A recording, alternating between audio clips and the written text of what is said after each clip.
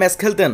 তবে এইবার Brock Lesnar WWE এর সাথে একেবারে ভিন্ন কন্ট্রাক্ট সাইনিং করেছেন, কেননা ব্রক লেসনারের এবার কন্ট্রাক্টটি কিন্তু অনেক লম্বা একটি কন্ট্রাক্ট।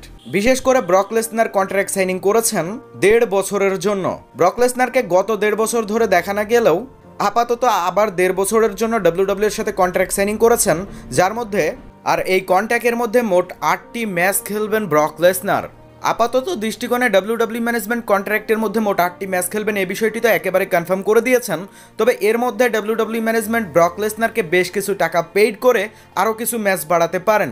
বিশেষ করে 2023 সালের শুরুর দিকে গিয়ে ব্রক লেসনারের কন্ট্রাক্টটি শেষ হবেন, অর্থাৎ রেসেলমেনিয়া 39 পর্যন্ত ব্রক লেসনারের কন্ট্রাক্ট একেবারে কনফার্ম ডাব্লিউডাব্লিউ এর সাথে।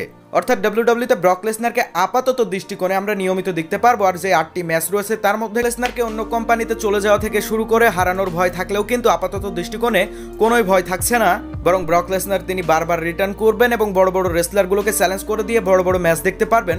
এর মধ্যে এই 8টি ম্যাচের মধ্যে আপনারা অনেক বড় বড় ম্যাচও দেখতে পারেন, অনেক ড্রিম ম্যাচ থাকতে পারে।